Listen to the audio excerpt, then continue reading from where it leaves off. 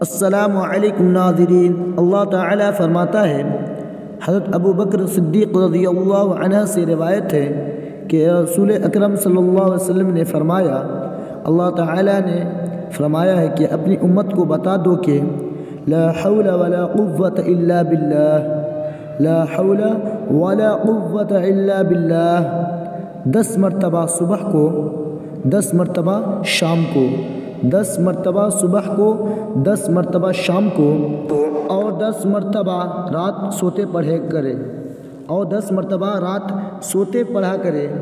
سوتے وقت پڑھنے سے وہ دنیا کی آفتوں سے محفوظ رہیں گے، شام کو پڑھنے سے وہ شیطان کے دھوکے سے محفوظ رہیں گے، اور صبح کے وقت پڑھنے سے وہ میرے اللہ کے غصے سے محفوظ رہیں گے۔ سبحان اللہ، کتنی پیاری حدیث شریف ہے۔ ویڈیو کو صدقہ جاریہ سمجھ کر زیادہ سے زیادہ اپنے دوستوں میں شیئر کریں، اور ہمارے چینل پر نئے ہیں تو چینل کو سبسکرائب کرنا نہ بھولیں۔ حافظ جہانگیر آفیشیل۔